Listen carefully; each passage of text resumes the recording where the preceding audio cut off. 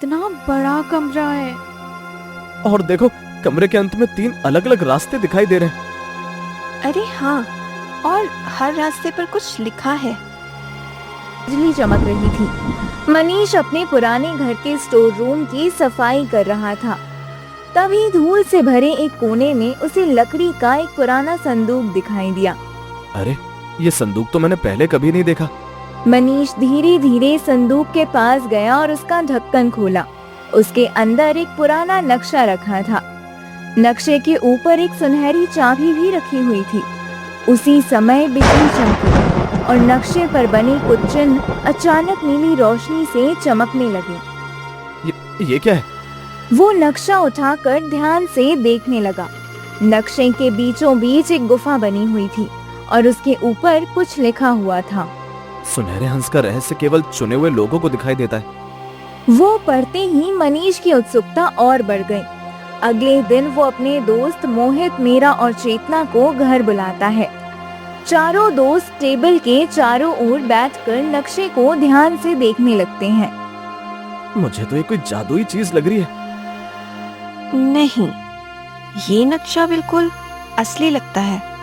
मीरा नक्शे के किनारे बने चिन्हों को गौर से देखने लगी। कुछ पल बाद उसका चेहरा गंभीर हो गया। क्या हुआ मीरा? तुम्हारे चेहरे पर इतनी हैरानी क्यों झलक रही है? नक्शे में लिखे शब्द गुफा के कुछ रहस्यों के बारे में बताते हैं। क्या तुम इसे पढ़ सकती हो? हाँ, तो पढ़ो। इसमें लिखा है कि गुफा के अंदर ऐसा रहस्य छिपा है जो कई लोगों की जिंदगी बदल सकता है। मतलब वहाँ कोई खजाना छिपा है?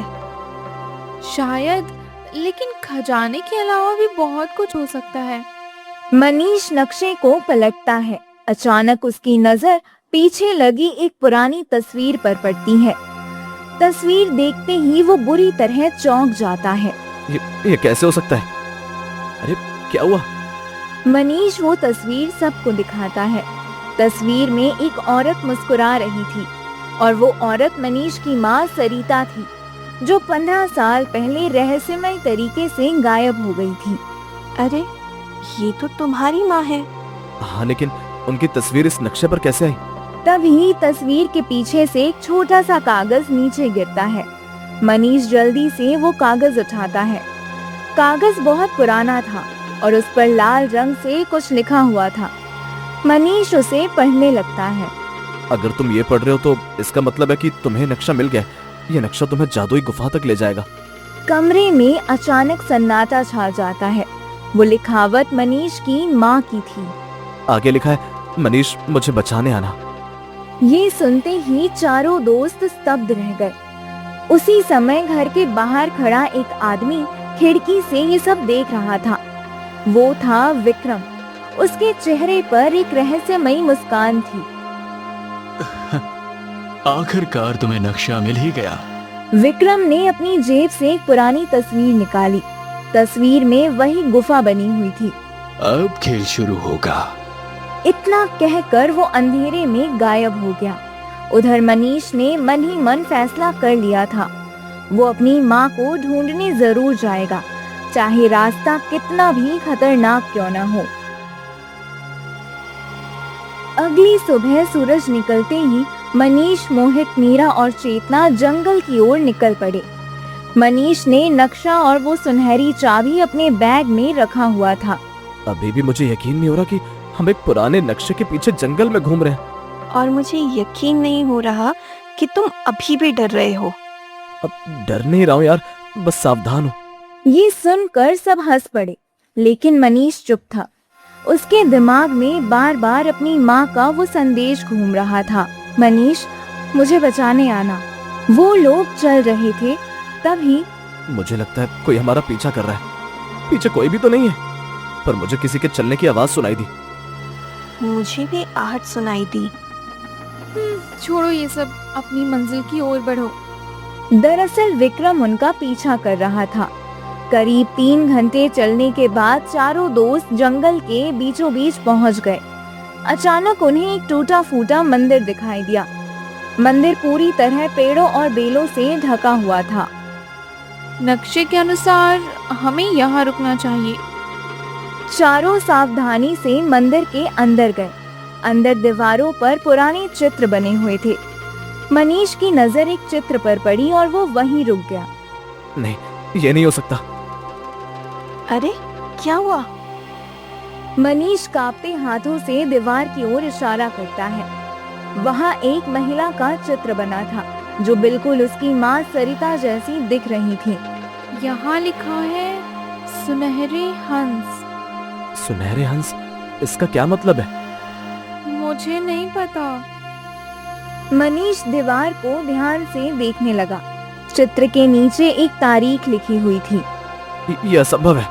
अब क्या हुआ मनीष? ये सुनकर सब चौंक गए। मनीष की माँ सरिता 15 साल पहले गायब हुई थी। मतलब इनके गायब होने के 5 साल बाद वो इस जगह पर आई थी। उधर मंदिर के बाहर झाड़ियों के पीछे विक्रम खड़ा था। वो उनकी सारी बातें सुन रहा था। बहुत बढ़िया, अब तुम लोग सही रास्ते पर हो। अचानक उसके हाथ में पकड़ा हुआ पुराना कंपास चमकने लगा। कंपास की सुई जंगल के और अंदर इशारा कर रही थी। सुनहरा हंस अब दूर नहीं। उधर मंदिर के अंदर छानबीन करते हुए चेतना को एक अजीब पत्थर दिखाई दिया। उस पर सुनहरे रंग का हंस बना हुआ था। इधर आओ सब, मुझे कुछ मिला है। मनीष ने सुनहरी चाबी निकाली। जैसे ही उसने चाबी पत्थर के बीच बने छेद में डाली, पूरा मंदिर हिलने लगा। दीवार धीरे धीरे खिसकने लगे। उसके पीछे एक गुप्त रास्ता दिखाई दिया। मुझे रास्ता बिल्कुल ठीक नहीं लग रहा। चारों उस गुप्त रास्ते में प्रवेश कर गए। शाम होने तक चलते चलते वे एक खुले मैदान में पहुंच गए। वहीं उन्होंने रात बिताने का फैसला किया। कुछ ही देर में सब सो गए, लेकिन आधी रात को मनीष की आंखें खुल गईं। उसे किसी औरत की आवाज सुनाई दी। मनीष घबरा कर उठ बैठा और चारों ओर देखने लगा, लेकिन वहाँ कोई नहीं था। तभी वही आवाज फिर गूंजी। मनीष, मेरी मदद करो। मनीष का दिल जोर जोर से धड़कने लगा। वो आवाज बिल्कुल उसकी माँ जैसी थी। आवाज का पीछा करते हुए वो जंगल के अंदर चला गया। कुछ दूर पहुंचने पर उसे सफेद कपड़ों में खड़ी एक रहस्यमयी औरत दिखाई दी। मनीष का दिल जोर जोर से धड़कने लगा। वो आवाज बिल्कुल उसकी माँ जैसी थी। आवाज का पीछा करते हुए वो जंगल के अंदर चला गया। कुछ दूर पहुंचने पर उसे सफेद कपड़ों में खड़ी एक रहस्यमयी औरत दिखाई दी। माँ, तुम? वो औरत धीरे धीरे मनीष की ओर मुड़ी, लेकिन जैसे ही उसका चेहरा दिखाई दिया, मनीष के पैरों तले जमीन खिसक गई। वो उसकी माँ नहीं थी, वो कोई और थी, और उसकी आंखें सुनहरे रंग में चमक रही थी। जंगल की ठंडी हवा में उसके सफेद कपड़े लहरा रहे थे। मनीष डर और हैरानी से उस रहस्यमयी औरत को देखने लगा। तुम कौन हो? वो औरत कुछ पल चुप रही, फिर धीरे से बोली। तुम्हें यहाँ नहीं आना चाहिए था। तुम्हें मेरा नाम कैसे पता? वो औरत कोई जवाब नहीं देती। वो फिर कहती है, अगर अपनी माँ को बचाना चाहते हो तो जल्दी वहाँ पहुँचो। मनीष का दिल जोर जोर से धड़कने लगा। वो बेचैनी से उस औरत से पूछता है, तुम मेरी माँ को जानती हो? इससे पहले कि मनीष कुछ और पूछ पाता, वो रहस्यमयी औरत अचानक सुनहरी रोशनी में बदल गई और गायब हो गई। रुको! लेकिन अब वहाँ कोई नहीं था। मैंने तो पहले ही कहा था कि ये जगह सामान्य नहीं है। तुमने उस औरत का चेहरा ठीक से देखा था मनीष? हाँ चेतना, लेकिन मैंने उस औरत को पहले कभी नहीं देखा। मीरा कुछ सोचने लगी। तुम क्या सोच रही हो मीरा? वही सुनहरी आंखें। क्या मतलब? कुछ नहीं। मनीष को लगा कि मीरा उससे कुछ छिपा रही है। चलो अब अपने मिशन पर निकलते हैं। हाँ चलते हैं। चारों दोस्त फिर नक्शे के अनुसार चलना शुरू कर देते हैं। चलते चलते वो लोग दोपहर तक एक विशाल गुफा के सामने पहुंच जाते हैं। गुफा के प्रवेश द्वार पर एक बड़ा सा दरवाजा था। उस पर सुनहरे हंस की आकृति बनी हुई थी। तो यही है जादुई गुफा। मनीष ने सुनहरी चाबी निकाली। जैसे ही उसने चाबी दरवाजे में लगाई, गुफा कांप उठा। फिर धीरे धीरे दरवाजा खुलने लगा और अंदर से सुनहरी रोशनी बाहर आने लगी। इतना बड़ा कमरा है। और देखो, कमरे के अंत में 3 अलग अलग रास्ते दिखाई दे रहे हैं। अरे हाँ, और हर रास्ते पर कुछ लिखा है। पहले रास्ते पर लिखा था साहस, दूसरे पर बुद्धि और तीसरे पर सत्य। लेकिन हमें कौन सा रास्ता चुनना चाहिए? तभी गुफा में एक रहस्यमयी आवाज गूंज उठती है। और अगर गलत रास्ता चुन लिया तो? गुफा के अंदर से कोई जवाब नहीं आता। हमें सत्य वाला रास्ता चुनना चाहिए ना। तुम इतनी निश्चिंत कैसे हो कि यही रास्ता सही है? मीरा का चेहरा उतर जाता है। कुछ पल बाद वो धीरे से कहती है, क्योंकि मैं पहले भी यहाँ आ चुकी हूँ। ये सुनकर सभी चौंक जाते हैं। क्या? नहीं, मैं मजाक नहीं कर रही, मैं सच में पहले यहाँ आ चुकी हूँ। लेकिन तुमने हमें कभी बताया क्यों नहीं? मीरा हंस देती है और कहती है, अरे मैं मजाक ही कर रही थी। सफर में थोड़ा हंसी मजाक भी जरूरी होता है ना। थोड़ी देर बाद मीरा गंभीर हो जाती है और कहती है, पर मैं तुम सबसे एक बहुत बड़ा सच छिपा रही हूँ। मनीष गुस्से से मीरा की ओर देखता है। कौन सा सच मीरा? हमें बताओ। मीरा की आंखों में आंसू आ जाते हैं। किसी ने हमारा पीछा किया था ना। हाँ, कौन था वो? विक्रम। मीरा की आवाज कांपने लगती है। विक्रम मेरे पिता है। तुम्हारे पिता? पर तुमने तो कहा था कि तुम छोटी थी तब तुम्हारे पिता तुम्हें और तुम्हारी माँ को छोड़कर चले गए थे। हाँ, पर वे गांव वापस लौट आए। गांव में भी सबसे छिपकर रहते हैं। तभी अचानक गुफा के अंदर कोने से ताली बजाने की आवाज आती है। सब पीछे मुड़कर देखते हैं। विक्रम मुस्कुराता हुआ अंधेरे से बाहर आ रहा था। आखिरकार मेरा सच सामने आ ही गया। पिताजी, आप यहाँ क्या कर रहे हैं? वही काम जिसके लिए मैं सालों से भटक रहा हूँ। आप हमारा पीछा क्यों कर रहे थे? विक्रम हंस पड़ता है।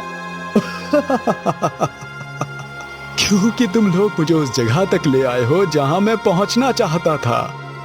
मतलब आप शुरू से ही हम पर नजर रख रहे थे? बिल्कुल। ये सुनकर मीरा का दिल टूट गया। मनीष गुस्से से विक्रम को देखता है और कहता है, आपको आखिर चाहिए क्या? सुनहरे हंस की शक्ति। शक्ति? कैसी शक्ति? विक्रम कुछ पल चुप रहता है, फिर कहता है, ये सुनहरा हंस इंसान की कोई भी इच्छा पूरी कर सकता है। मुझे उस सुनहरे हंस को हासिल करना है और उसे कैद करके अपने पास रखना है।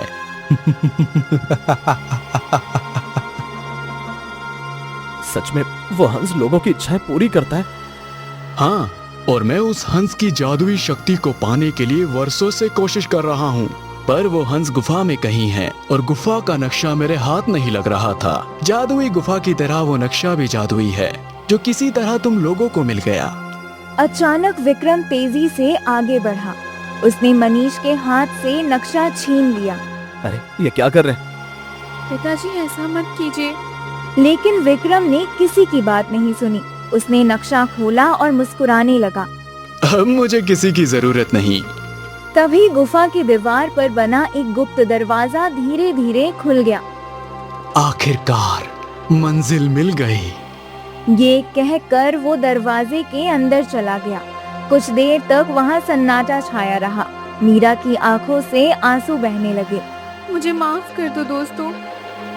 तुम्हारी गलती नहीं है मीरा, तुम क्यों माफी मांग रही हो? अगर मैं पहले सच बता देती तो शायद ये सब नहीं होता। जो हुआ सो हुआ, सब भूल जाओ। हम अभी भी दोस्त हैं। मीरा ने हल्की मुस्कान दी, लेकिन तभी उन्हें सामने की दीवार पर कुछ चमकता हुआ दिखाई दिया।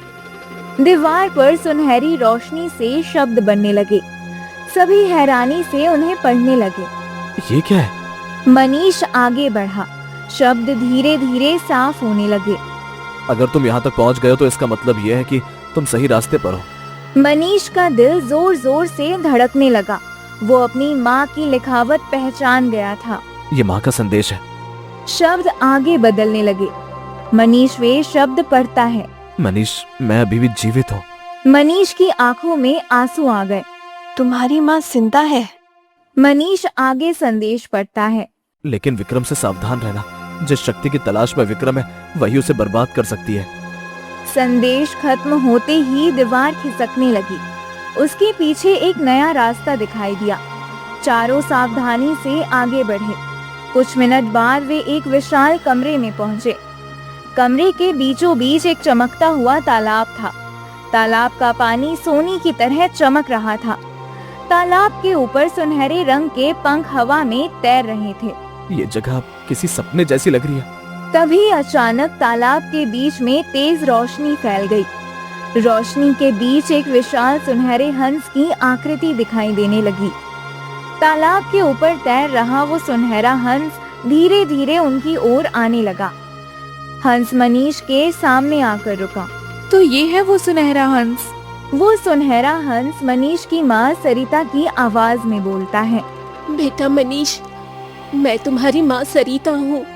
वो हंस सरिता की आवाज में बोल रहा है। ये देखकर सब स्तब्ध हो जाते हैं। माँ आप कहाँ थी? हम सबने आपको बहुत ढूंढा, पर इंसान से आप हंस कैसे बन गई?